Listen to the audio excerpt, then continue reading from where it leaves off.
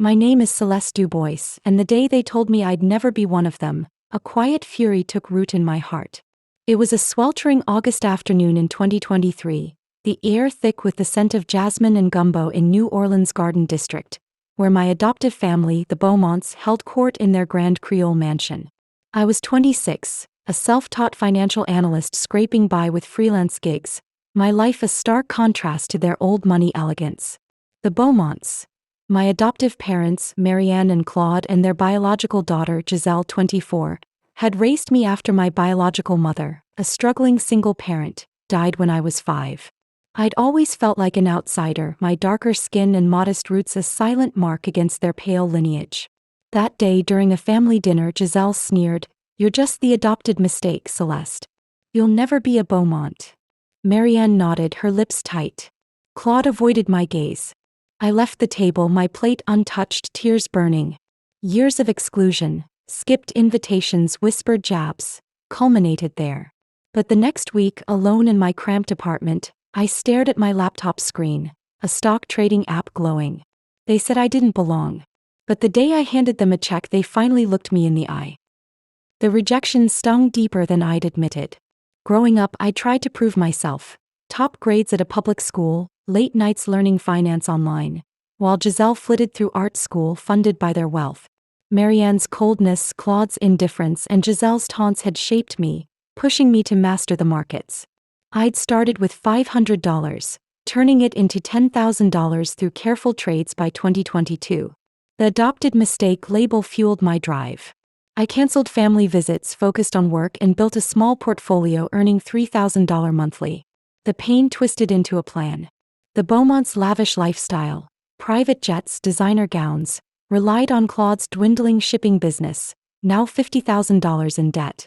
I'd use my skills to turn their scorn into my leverage, becoming their savior on my terms. The strategy demanded precision. I had $15,000 in savings, my freelance income steady but modest. I researched the shipping industry, identifying a rival firm, Crescent Logistics, struggling with cash flow. I invested $5,000, buying a 5% stake, and leveraged my analysis to propose a merger with Claude's company, Beaumont Shipping. My pitch, streamlining routes, cutting costs, impressed their board, who invited me to negotiate. Marianne scoffed when I arrived, Giselle rolled her eyes, but Claude listened, his business sense peaked. I secured a deal. Beaumont Shipping merged, saving $30,000 in losses, and I gained a 10% stake, valuing my share at $20,000. The family's attitude shifted. Tentative respect replaced disdain. I smiled, knowing the real move was coming. Planning my triumph was a grind. I worked 18-hour days, analyzing market trends, consulting with a lawyer to draft investment terms, and monitoring Claude's finances. My savings dropped to $8,000, but the merger boosted my credibility. I pitched to local investors, securing $10,000 from a seafood magnate, funding a personal project, a microlending firm, Dubois Ventures, to support overlooked entrepreneurs like me. The Beaumonts, unaware, leaned on my success, their debt shrinking. I invited them to a dinner at my apartment, a humble space compared to their mansion, and presented a check, $25,000 to cover their mortgage arrears. "Consider it a loan," I said, my voice steady. Marianne's jaw dropped, Giselle's eyes widened, Claude nodded, gratitude mingling with shame. "You're one of us now," he murmured. I felt a hollow victory, recognition bought, not earned. The shift was surreal. The Beaumonts included me in meetings, their tone softening. Giselle asked for investment advice. Marianne complimented my cooking. Claude sought my input on shipping routes. My firm grew, lending $5,000 to a black-owned cafe, earning $2,000 in interest. My savings climbed to $12,000, Dubois Ventures valuation hitting $30,000. But doubts crept in, were they genuine or just using me? I pushed harder, expanding my portfolio, investing $7,000 in a tech startup, projecting $15,000 returns. The family's reliance deepened as their business stabilized, but a shadow emerged. Trouble brewed a month later. A rival investor, Roland Pierce, approached Claude, offering a buyout that threatened my stake. Roland, a sharp-suited tycoon with a reputation for hostile takeovers, smirked at me during a board meeting. "You're out of your depth, girl," he said. The Beaumonts wavered, tempted by his $100,000 offer. I researched Roland, uncovering shady loans, $40,000 owed to an offshore account. I leaked it to the board, stalling his bid, but his glare promised retaliation. My phone buzzed with an unknown number. "Nice move. Watch your back." I froze. Who was he? An ally of Roland's? The victory felt fragile, a new enemy lurking. I fortified my position. I hired a financial advisor, spending $2,000, and increased my stake to 15%, valuing it at $30,000. Dubois Ventures lent to 3 more businesses, adding $5,000 monthly. The Beaumonts leaned harder, clawed, begging me to block Roland. I negotiated a counteroffer, saving their company, but the threat grew. A break-in attempt at my apartment triggered my new alarm. Footsteps retreated, leaving a torn business card. Pierce Investments. The police logged it, but evidence was thin. I called my advisor, who warned of corporate espionage. My heart raced. Was this Roland's doing? The standoff escalated. I presented a report to the board, exposing Roland's debts, securing a vote to oust him. The Beaumonts cheered, but Roland's parting words, "You'll regret this," echoed. That night my laptop was hacked, a file opened. "We own you now." No signature. My blood ran cold. Who are we? Roland's network? A larger syndicate? The Beaumonts depended on me, but a sinister force loomed. Standing in my kitchen, the check stub in hand, I felt their reliance and a chilling uncertainty. What was coming next? The hacked file on my laptop, "We own you now," burned in my mind as I sat in my New Orleans apartment, the humid air seeping through the cracked window, carrying the distant wail of a jazz trumpet. The Beaumonts' reluctant acceptance, secured by the $25,000 check I'd given them, felt like a hollow victory against this new menace. My hands trembled as I stared at the screen, the unknown sender's message a stark contrast to the family's newfound dependence. Who were they? Roland Pierce's allies? A shadowy syndicate tied to his debts? My heart raced, but I steeled myself. The merger with Crescent Logistics had saved Beaumont Shipping, my 15% stake now worth $30,000, and Dubois Ventures was gaining traction with $5,000 monthly from loans. Yet that ominous warning hinted at a larger threat. I saved the file, vowing to trace its origin, and called my advisor Lena, her voice a lifeline in the chaos. "Titan Security," I said. "This is bigger than Roland." She agreed, promising to escalate. The next morning I met my lawyer Jamal Carter at a quiet cafe in the French Quarter, the scent of beignet mingling with tension. His eyes narrowed as he reviewed the hacked file and Pierce's business card. "This is corporate warfare," he said. "File a cybercrime report and hire a tech specialist. Keep the Beaumonts close, they're your leverage." I nodded, my mind racing. The police took the report seriously, given the boardroom stakes, assigning a cyber unit. I hired a tech expert, Ravi, to secure my systems, costing $3,000, dipping my savings to $9,000. At Dubois Ventures, I briefed my small team, 2 loan officers, about the threat, their faces hardening with resolve. My firm's valuation hit $35,000, but danger shadowed every deal. Business surged. I expanded Dubois Ventures, lending $10,000 to a Creole restaurant, earning $3,000 in interest. My savings climbed to $12,000, and I invested $5,000 in a renewable energy startup, projecting $12,000 returns. The Beaumonts leaned on me, Claude seeking my advice on a new shipping route, Marianne hosting me at dinners, Giselle asking for stock tips. But their reliance felt transactional. Ravi's first report unsettled me. Roland had hired a hacker, linked to an offshore account with $50,000 in transfers. "He's not alone," Ravi warned. "Could be a cartel with stakes in New Orleans trade." The unknown we flashed in my mind. The threat escalated a week later. A package arrived at my office, shattered beads from a Mardi Gras mask, a note, "Back off or pay." No sender. My stomach churned. I called Jamal, who advised a restraining order against Roland and enhanced security. I installed cameras costing $2,500 and hired a night guard. The police analyzed the note. Smudged prints, inconclusive. Ravi traced the package to a drop-off point near Roland's office, but the trail ended. Paranoia crept in, yet I refused to retreat. I leveraged the Beaumont's gratitude, securing their support to block Roland's next move, a $150,000 buyout bid. My firm's profile grew, lending to a jazz club for $7,000, adding $2,500 monthly. Roland struck back, calling from a blocked number. "Celeste, you're meddling in deep waters," he hissed. I hung up, but curiosity gnawed. Ravi dug deeper, uncovering Roland's ties to a shipping cartel, La Sombra, known for extortion. "They're pressuring him to reclaim control," Ravi said. I confronted Roland at a neutral warehouse, security in tow. "Call off your dogs," I demanded. He sneered. "You're a pawn in a bigger game." I left, his threat a warning, but the cartel's involvement loomed. I launched a counteroffensive. With Jamal's help, I sued Roland for harassment and extortion, using the notes, Ravi's findings, and cartel links. The case was risky, but it bought time.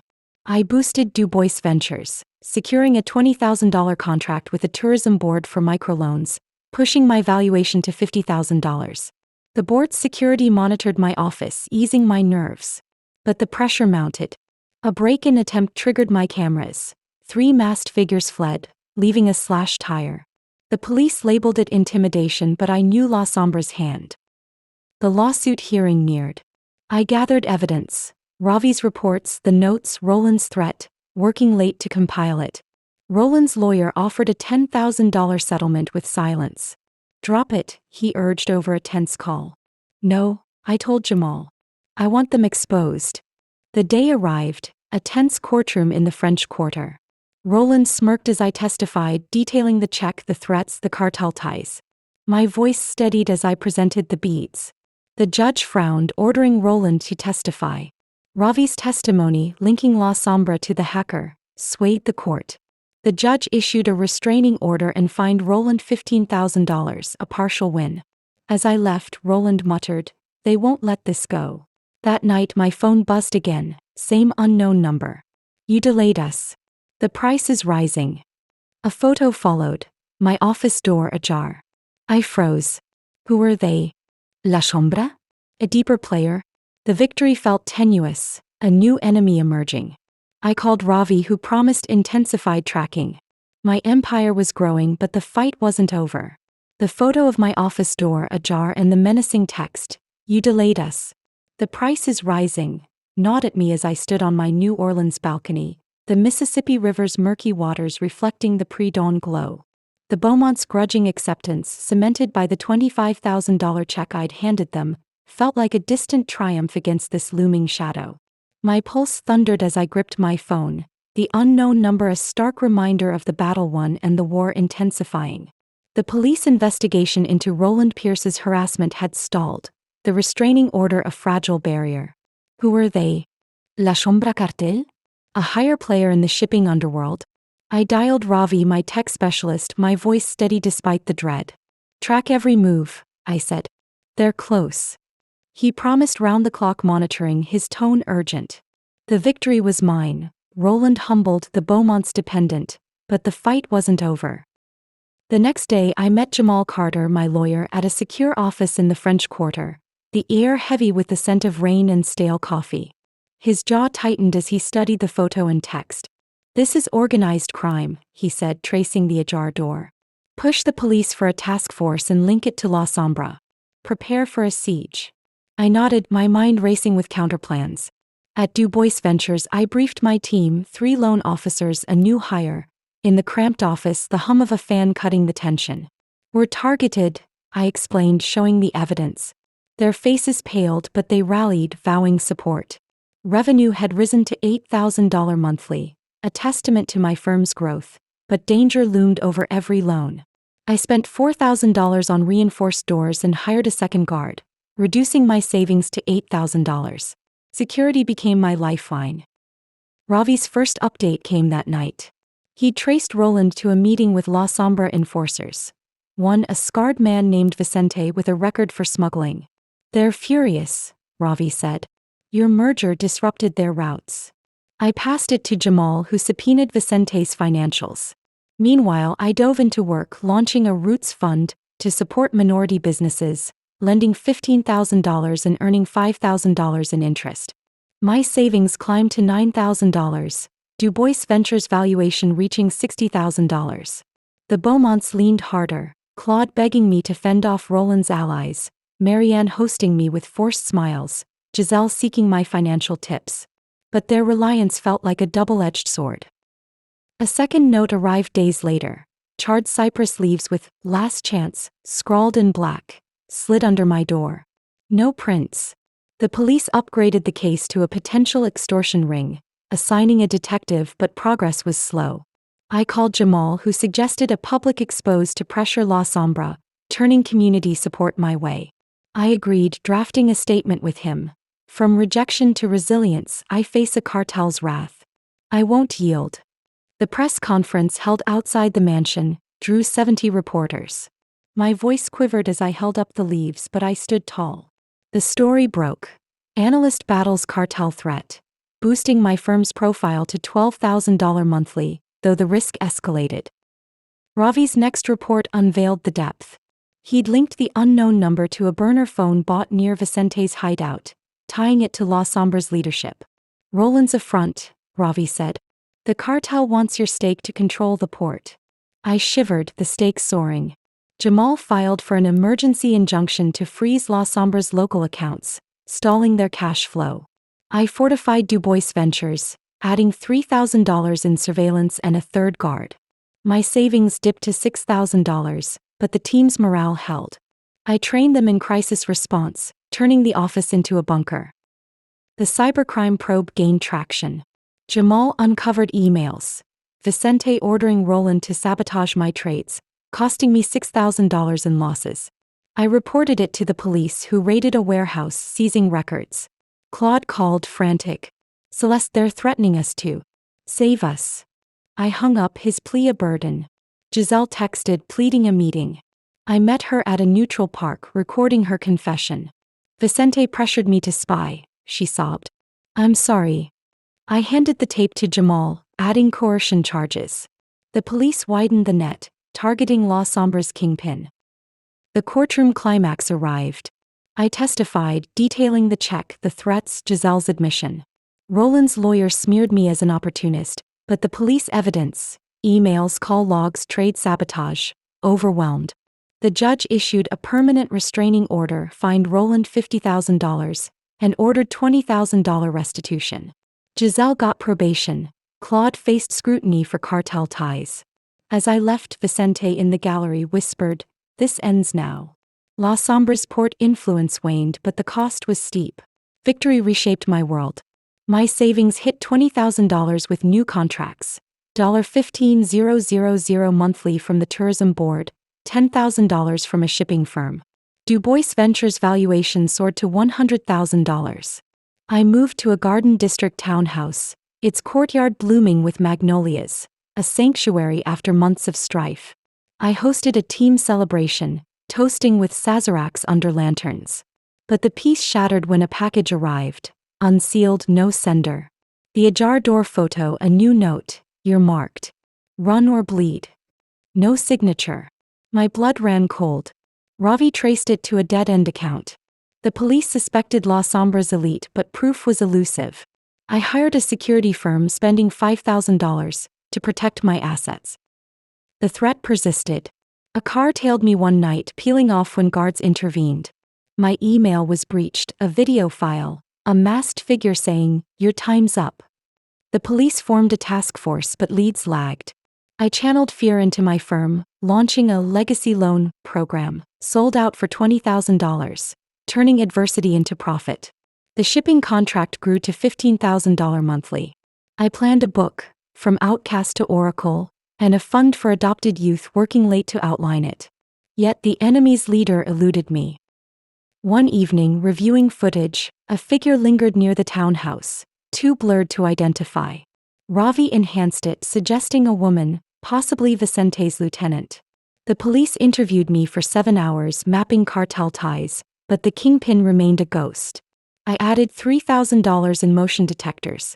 My savings stabilized at $25,000, but the vigilance cost weighed heavily.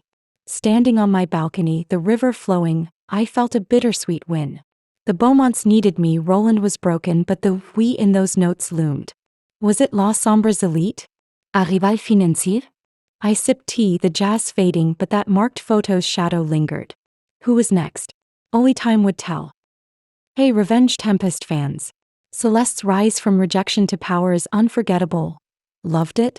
Smash that subscribe button and join our crew. Drop a comment and tell us where you're watching from.